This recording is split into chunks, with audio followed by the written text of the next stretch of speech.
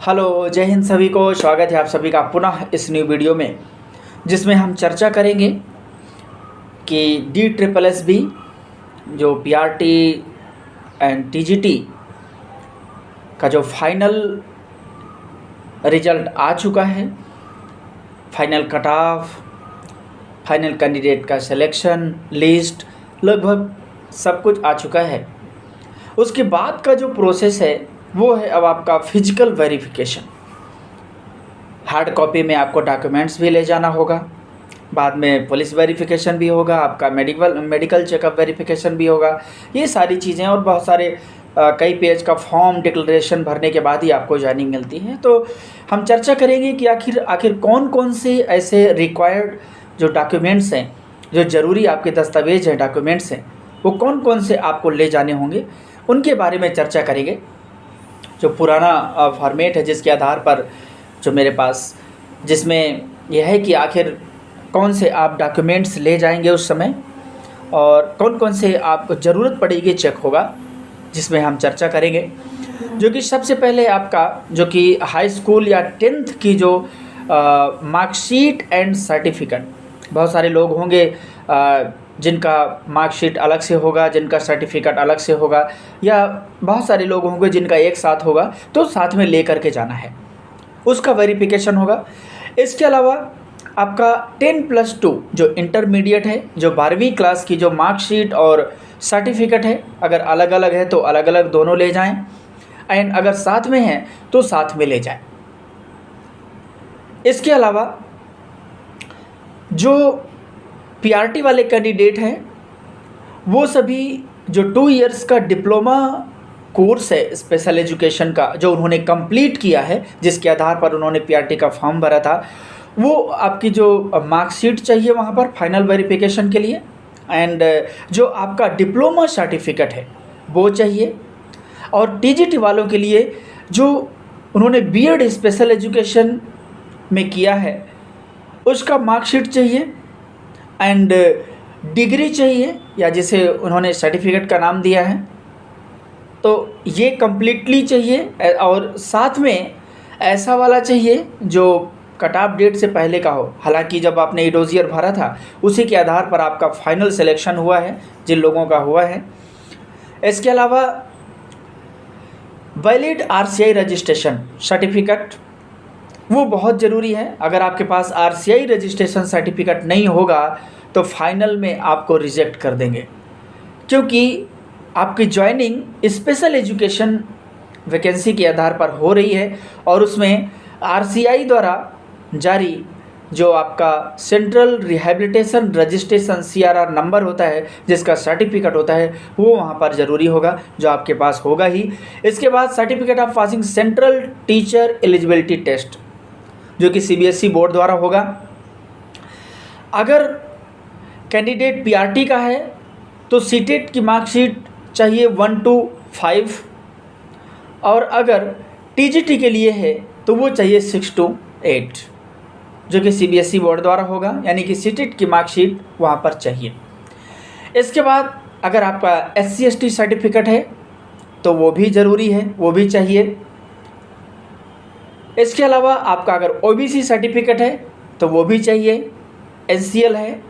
ये भी ध्यान रखें कि जो आपका कास्ट सर्टिफिकेट, बहुत सारे लोगों का ये दिक्कत है कि सर पहले का बना हुआ है कट ऑफ डेट से, तो आपका कास्ट सर्टिफिकेट तो है, अगर आपने उसको रिन्यूअल करवाया है तो आपको उसे भी ले जाना पड़ेगा, ये ध्यान रखिएगा। इसके अलावा documents in support of age relaxation, यानी कि एज रिलैक्सेशन आपका किस आधार पे होगा।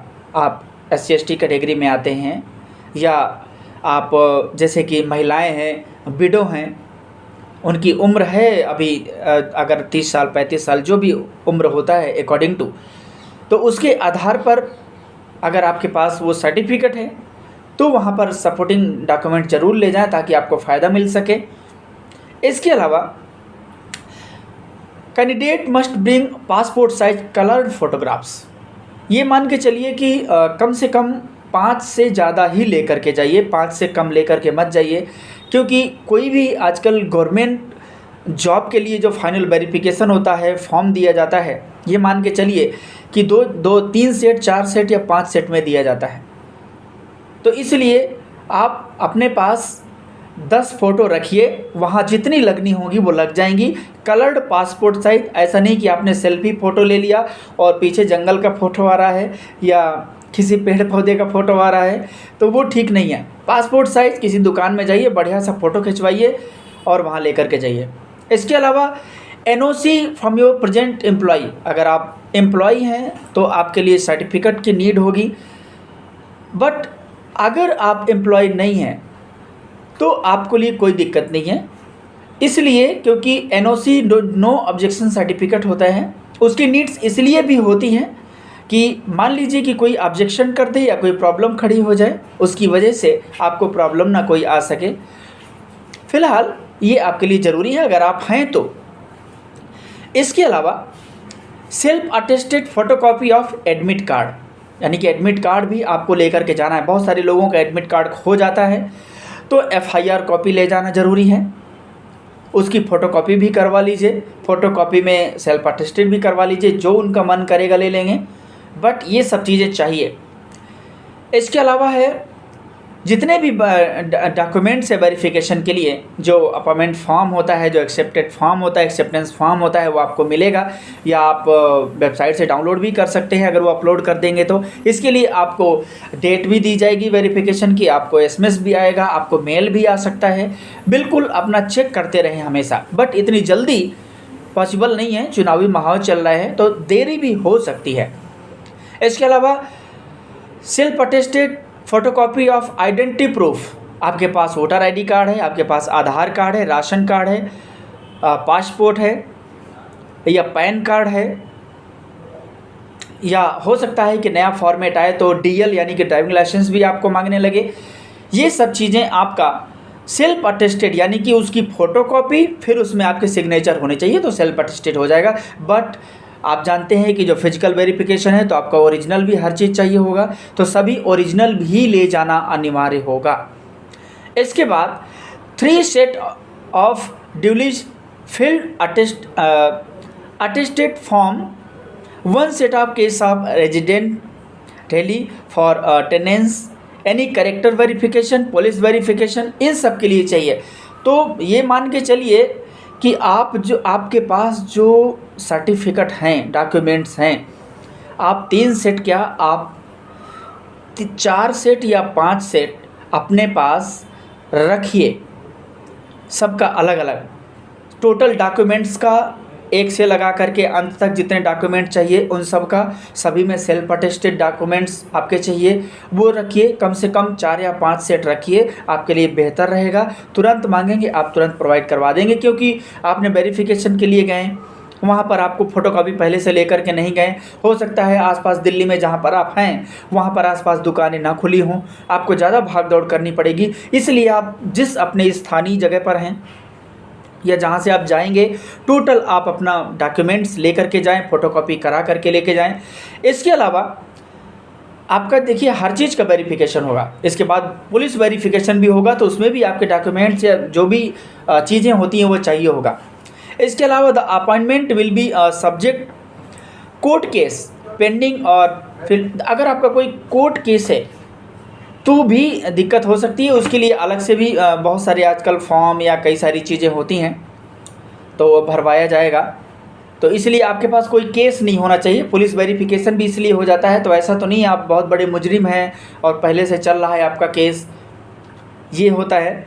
No TADA it admissible verification of document, अगर आप डॉक्यूमेंट वेरिफिकेशन करवाने जाते हैं तो आने जाने का और खाने पीने का कोई खर्चा नहीं मिलेगा।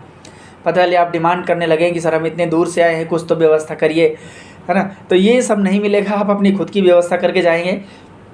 एंड नेक्स्ट है कि एनी अदर रिलेवेंट डॉक्यूमेंट्स, जो भी अब ज़रूरत होगा या कोई कोर्ट ऑर्डर के द्वारा ऐसा होगा कि मान लीजिए आपने कोई कोर्ट केस किया कि किसी कारण से, आजकल बहुत सारे रीज़न होते हैं, उसके बाद कोर्ट ने कोई ऐसा डॉक्यूमेंट जारी किया, फॉर्म जारी किया, उसको भी भरना पड़ेगा अगर इन केस, तो ये चीज़ें हैं।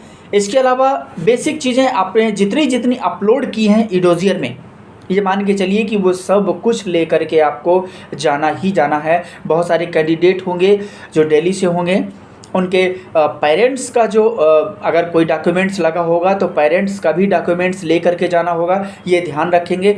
अपने स्वास्थ्य को ठीक करके रखिए, एकदम मेडिकल वेरिफिकेशन होगा तो आपका उसमें ये चीज़ें होंगी कि ये तो नहीं है कि आपको एक बहुत ही भयानक बीमारी है, डिजीज़ है कोई जो लंबे समय तक या परमानेंटली है, उसमें आपको दिक्कत आ सकती है। छोटी मोटी दिक्कतें, उससे कोई फ़र्क नहीं पड़ेगा। वो आजकल देखा जाए तो हर व्यक्ति लगभग प्रॉब्लम में रहता है, बट एक जो प्रॉब्लम एक कंटिन्यूसली या यूँ कहें कि जो परमानेंटली है वो नहीं होना चाहिए। तो ये सारी चीज़ें हैं, ये सारे डॉक्यूमेंट्स जो कि ज़रूरत हैं, इन आप ध्यान रखिएगा। और एक एक डॉक्यूमेंट्स का फ़ोटोकॉपी ऐसी करवाइएगा जहाँ से, जिस फ़ोटोशॉप से या फ़ोटोकॉपी वाली दुकान जो होती है, जो फ़ोटो स्टेट जहाँ पर होता है, वो अच्छी एकदम क्लियर फ़ोटोकॉपी होती हो। ऐसा नहीं कि आप दिल्ली जाएँ, वेरिफिकेशन करवाने जाएँ, वहाँ पर जो ऑफिसर्स है वो बोल दें कि ये आपका साफ़ सुथरा नहीं है या क्लियर नहीं है, बहुत ज़्यादा ब्लर है। तो ये चीज़ें नहीं होनी चाहिए। आपका जो फ़ोटो है पासपोर्ट साइज़ वो भी एकदम क्लियर होना चाहिए, क्योंकि इससे एकदम क्लियर हो जाएगा सब कुछ। आपको वो कुछ कहेंगे नहीं, कोई बात भी नहीं होगी। तो ये सारी चीज़ें बहुत वैरी करती हैं। ये चीज़ें आप बिल्कुल ध्यान में रखेंगे। आई होप कि आपने ये सारी चीज़ें बहुत ध्यान से सुनी होंगी। मैंने एक एक करके बोला है। हमारे जो दृष्टिबाधित साथी हैं, जो किसी कारण से उनको देखने की समस्या है, उनको भी आई होप कि मदद मिलेगी। तो ये बहुत ही ज़रूरी है। आप जितने भी डॉक्यूमेंट्स हैं वो सारी चीज़ें आप ले करके रहें, ताकि आप बेहतर तरीके से अच्छे से आपका वेरिफिकेशन हो सके और कोई भी आपका at a time physically deficiency ना आए। मैं ऐसी दुआ करता हूँ जितने भी लोग हैं सबका फाइनली एकदम एडमिटेड हो जाएं और अपनी प्रयास शुरू कर दें। बट ये मान के चलिए कि इतना जल्दी नहीं होगा। ये जो 2022 है, हो सकता है ये पूरा दिसंबर तक चले।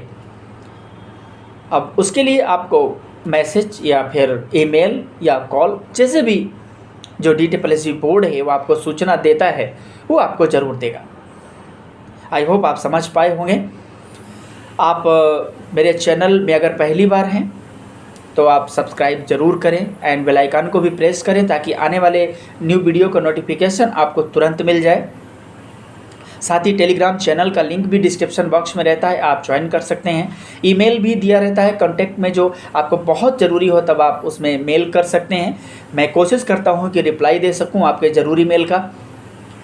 इसके अलावा जो जिन कैंडिडेट का नहीं हुआ है वो परेशान बिल्कुल ना हो, पुनः कोशिश करें। हम लोगों की जो प्रैक्टिस सेट है, अभ्यास क्लास है पेडागोजी ऑफ स्पेशल एजुकेशन का, वो आज से स्टार्ट हो जाएगा। आज से वीडियो अपलोड होना शुरू हो जाएंगी, तो वो भी आप आसानी से देख सकते हैं हमेशा। Thank you so much. मिलते हैं नेक्स्ट वीडियो में, तब तक के लिए जय हिंद।